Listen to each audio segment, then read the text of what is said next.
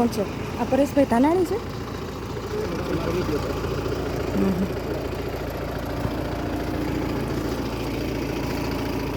શું થયું?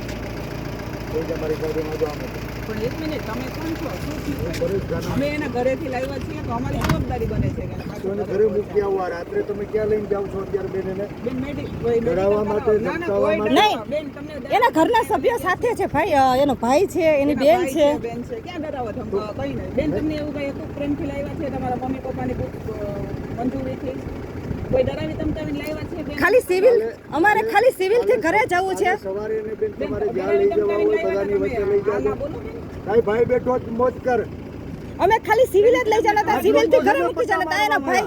આ છે ને તમારી મંજૂરીથી લાવ્યા હતા બેન ભાઈ, તમે એકાંત સાથે તમારી મંજૂરીથી ઘરેથી લાવ્યા છીએ. તમે કીધું ગાડી ઊભી રાખો, અમે રાખી દીધી આ છે. ખાખી વર્ગનું લાજે મારી માવડીઓ.